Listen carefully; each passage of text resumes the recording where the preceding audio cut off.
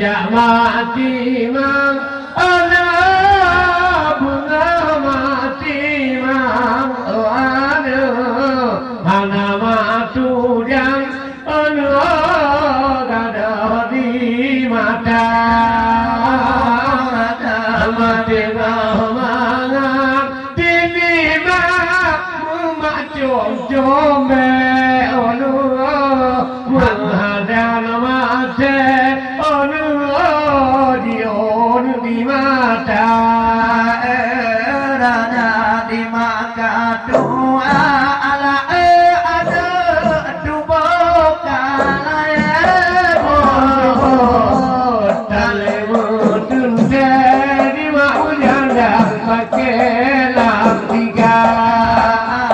raja bagokon mata ke wayu katupe dule otara dale anu ke dubo de salam tepita mati mang agam tengah mati mang otara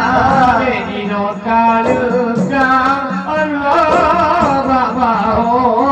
poma rada mati mati malago oh ada mata nun ayu mati mang ana bajut manjut kubur nama kata raja ngan ibu de kapada bule mati bu ada bule bejo lage umam kaya wanaga naya abangkana bikana ya kajure otaya kanging adu kegele poma abdu podwana mati mang anak dua mata mati mang dino kalukang anak dioni mata raja mati mati malamu anu po mata kedayu sayang mati mang bajut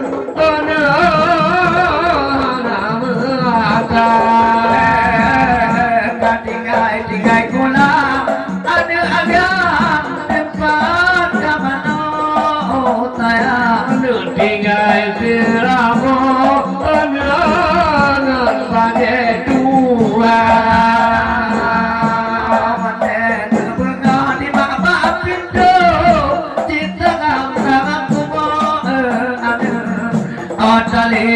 kanyo apa jawo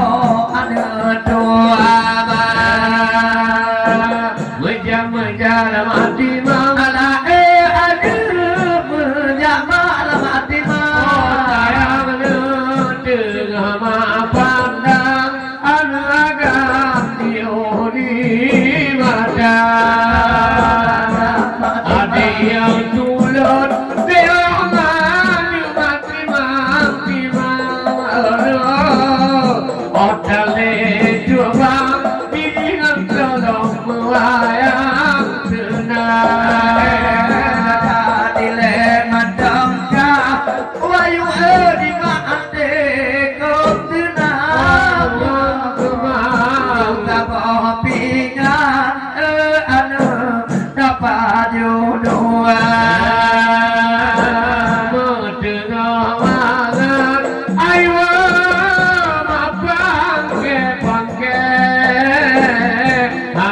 Mati